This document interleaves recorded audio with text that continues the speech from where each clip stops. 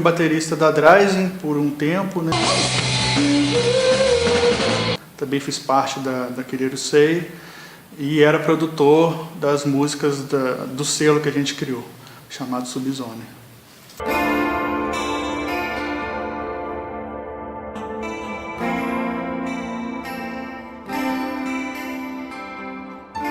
Eu comecei a ouvir J-Rock graças às minhas influências dos meus amigos. A gente costumava se encontrar no Parque Alfield para discutir sobre animes e mangás. E o pessoal começou pela internet, descobrir o J-Rock e compartilhavam as músicas entre si. E como os meus amigos gostavam muito, eu acabei ouvindo também. Eu tô morando atualmente em Tóquio, no Japão, em Shinjuku, porque eu estudo na Universidade de Waseda. Já fazem 4 anos que eu estou aqui e, se Deus quiser, eu vou ficar pelo resto da vida. Mas, quanto às memórias que eu tenho em relação ao J-Rock e ao J-Pop em Juiz de Fora, os animes, é lógico, foram a porta de entrada para eu me interessar pelo som. Fala, galerinha do Brasil, aqui é o Sati, falando direto do verão japonês. Bem, hoje eu vou falar um pouquinho do J-Rock em Juiz de Fora.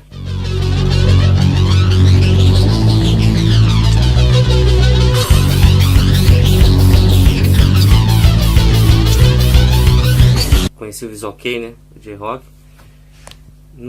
mais ou menos no primeiro ano do ensino médio, quando eu estudava num colégio particular no centro de Juiz de Fora, e tinha um carinha lá que já curtia, né, curtia as bandas góticas e o Visual Kei.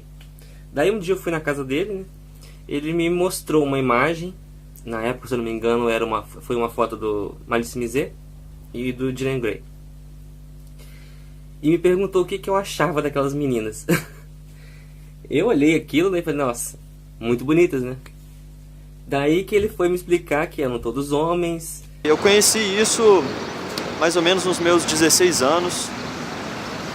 Um conhecido meu havia me convidado para uma apresentação de alguns animes e tal, que envolvia cultura oriental, que na verdade eu sempre me interessei desde pequeno. Havia em média umas 30 pessoas assim numa sala, todos estavam muito agitados e animados. Quando eu entrei, estava rolando um videoclipe de uma banda de J-Rock. E algo que me chamou muita atenção foi um dos caras que estava ali na frente dançando. Ele estava com uma roupa estranha, diferente, mas ele era muito animado, tinha uma energia contagiante. Eu fui vocalista da banda Dryzen.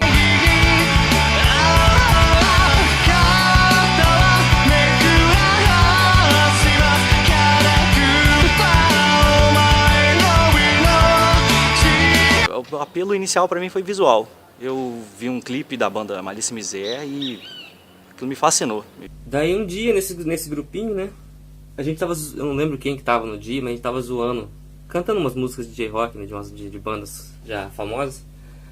Daí eu lembro que eu fiz um rasgado, alguma coisa assim, e o Shiro, que era o baixista da Dryzen, falou, não, vamos montar uma banda? Vamos aproveitar essa voz e vamos montar uma banda? Eu pensei, levei na brincadeira, tá, né, vamos. Daí ficou por isso mesmo, né, e um tempo depois, umas 2 semanas depois, eu pensando naquilo, falei, caralho, não é que daria certo? Primeira formação oficial mesmo, que foi metade de 2007, que aí era eu no vocal, Choji na guitarra, Isla no baixo e o Yaku na bateria. Eu estava em casa, né, e o meu amigo, o Nath, ele foi lá pra gente fazer um determinado trabalho lá que eu não me recordo, e ele perguntou se eu queria tocar na banda. Eu disse que eu nunca tinha tocado em banda nenhuma, mas acabei que eu aceitei.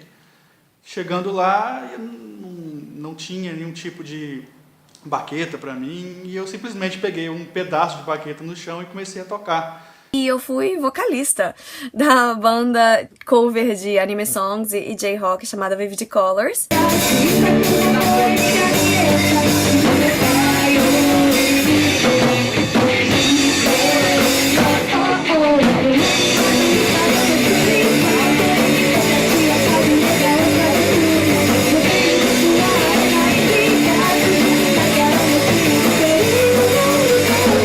E os ensaios são as memórias maravilhosas até hoje.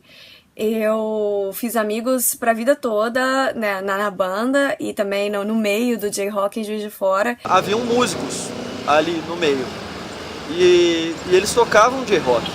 E eu admirava muito aquela galera e eu queria tocar também. Então eu comecei a aprender a tocar bateria. E dali em diante acabei formando uma banda chamada Hydra com o Saizo no vocal, Gabu no baixo, Koori na guitarra. Olha, eu particularmente não sou muito fã de Visual Kei. O Visual Kei, pra mim, visualmente falando, ele é uma mistura de Kiss com Ney Matogrosso, sabe? É espalhafatoso, ele tem uma essência andrógena, ele tem um apelo visual muito forte. Musicalmente ele não chama tanto a atenção. Até porque se você colocar só para cantar, mas sem o impacto visual, é um rock comum. Toda forma de arte é uma forma de expressão. É uma maneira de você comunicar coisas do seu universo interior, você poder trazer essas coisas para fora. E é lógico também, a nossa banda se apresentou pela primeira e única vez, infelizmente, no festival chamado Japan On. Era um botequim bem fuleiro, que no fundo tinha um espaço, um gramadinho assim, com uma tenda, e o cara colocou a gente pra tocar ali. Só que do lado desse bar tinha uma igreja evangélica. A gente começou a tocar, né? Teve um dado momento do show que cada vez que a gente começou a perceber que o som da igreja estava cada vez mais alto, e a gente aumentando o som, e o som da igreja ficando alto, e caralho, essa porra vai dar bosta.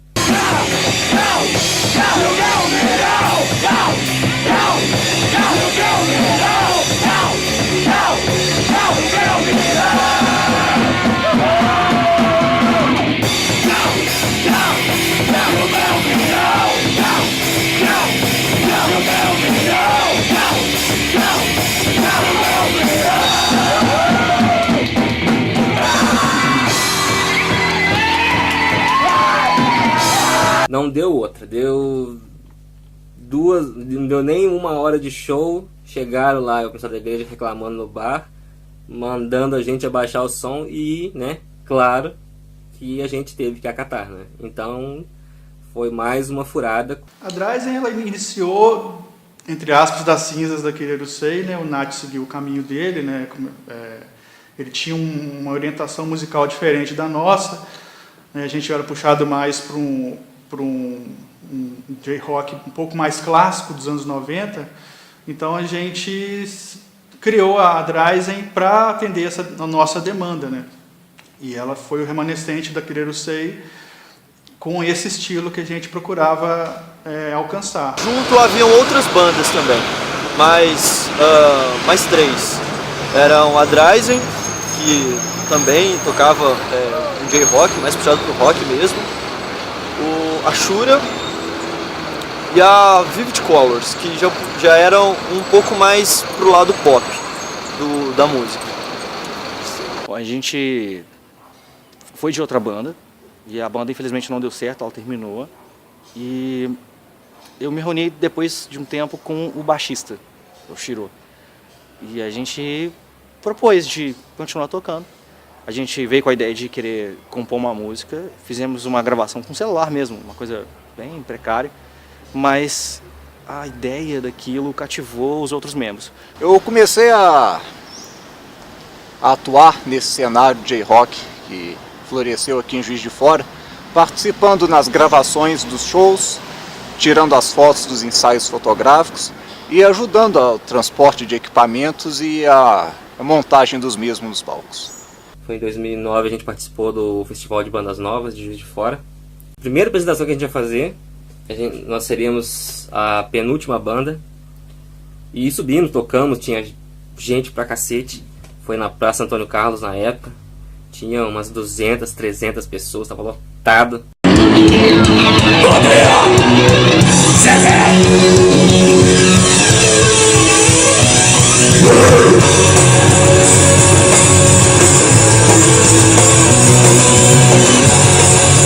Nós éramos a penúltima banda, fizemos nossa apresentação, só que a última banda que ia tocar e que ia encerrar o evento, não apareceu.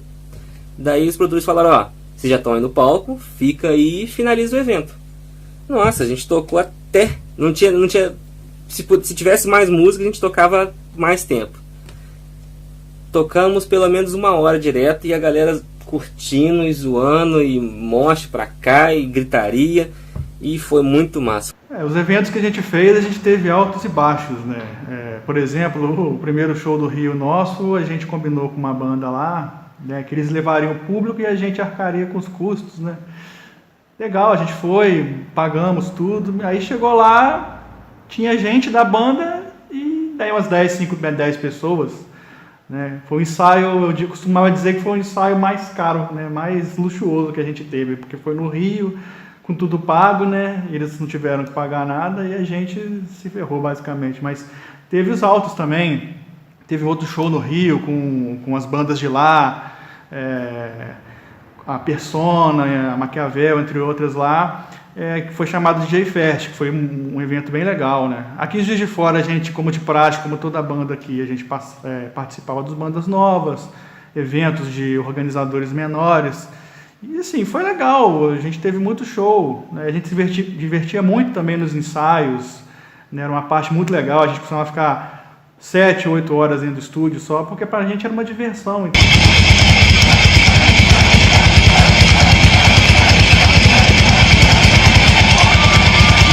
J-Rock em si, e o J-Pop em si, em Juiz de Fora, é algo que até hoje é muito incompreendido, na minha opinião. Na época era também, e até hoje o pessoal ainda não entende muito bem o que é essa subcultura, né, do J-Rock, VK e J-Pop, anime. E, por exemplo, na minha época mesmo, a minha mãe sempre falava, ah, não, a Thaís saiu com os amigos de preto, lá o povo de preto que ela anda. E, tipo... É como se tivesse esse estigma mesmo de que você anda de preto e você tem piercings e tatuagens e você tá escutando uma música que ninguém entende, numa língua que ninguém entende, então você tá fazendo algo que não é certo, que não é comum. Após aquela reunião que aconteceu, né, eram 4 bandas de J-Rock, a gente influenciando na cidade ali, nós percebemos que os shows eram muito aclamados, assim, talvez pelo visual diferente, isso chocava bastante, as pessoas ficavam muito curiosas. E a gente resolveu se juntar e formar um selo, seria a Subzone Records. Começamos o projeto, fizemos várias sessões fotográficas para o lançamento dele, planejamos todas as ideias, as bandas começaram a produzir sons e dali em diante isso durou mais 1 ou 2 anos. Eu acredito que de fato não tenha futuro, porque o presente que o J-Rock se manifestou, ele foi muito fraco. Os shows só enchiam, que também, quando eu falo do encher, que um número razoável de pessoas, porque era envolvido com eventos que não eram também diretamente ligados à cultura japonesa, igual bandas novas. Os maiores shows em relação a número de pessoas assistindo eram em eventos paralelos, igual teve um show no Rio que era um evento de rock em geral. As pessoas nunca iam nos eventos buscando o J-Rock, o Visual Kei. O Visual Kei ele era apresentado como mais um entretenimento dentro daquele evento. As pessoas estão acostumadas a ficar na área de conforto delas. Elas têm a tendência de gostar de algo e querer gostar só daquilo para sempre. Elas não estão muito abertas ao novo. Então o novo tem que entrar como se fosse um soco, tem que ser uma coisa de impacto. E eu acho que foi isso que o rock japonês causou, assim, ele causou essa mudança súbita. Alguém chegava no show, olhava e que porra é essa? O rock em si ele já é um estilo relegado ao underground, né? Então era comum a gente chegar nos shows e não ter bateria, ou eu ter que levar minha própria bateria, ou a caixa de som, os amplificadores serem de qualidade duvidosa. A gente passou por muitos problemas nesse sentido, até questão também de preconceito pelo visual, que era um visual alternativo.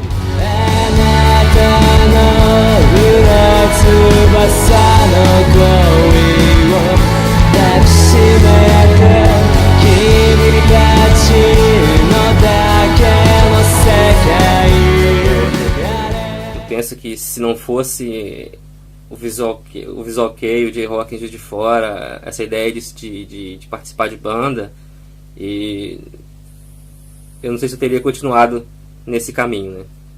E além do mais, eu posso dizer que assim, meu modo de pensar hoje em dia, meu caráter, tudo foi moldado nessa época, né? Aqui mesmo, eu ainda continuo escutando J-Rock, é lógico, eu saio na rua, encontro J-Pop e J-Rock o tempo todo, vou na Tower Records pra comprar CD e tenho o tempo todo, então ainda é parte da minha vida diária. Ele tem o valor que ele agrega, assim, não passou despercebido. Aqui, teve um movimento, pelo menos, as pessoas tiveram a oportunidade de expressar que gostam daquilo e acompanharam e puderam fazer parecido como os ídolos delas lá do Japão.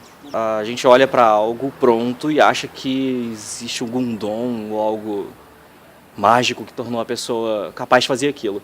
Mas tem um processo por trás disso. Não é fácil e não existe atalho.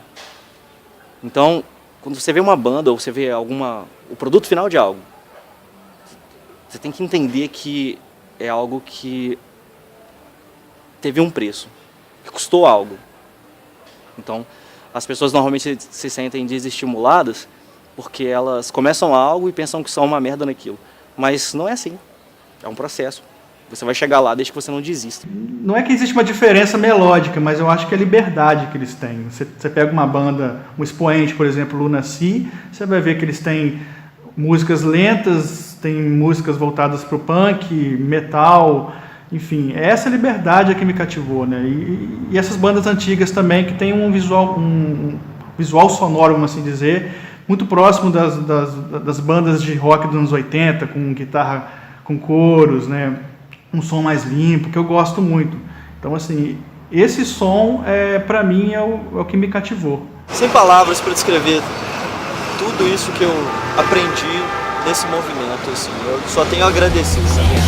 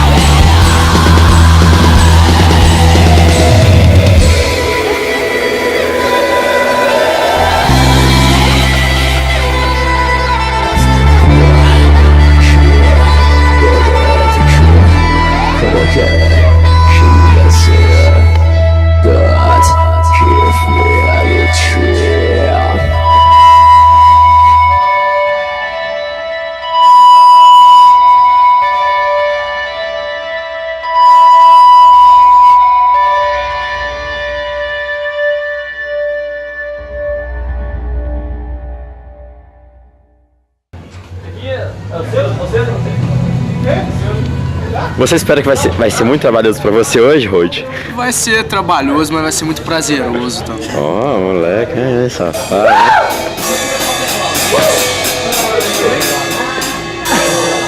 Ignoremos ele.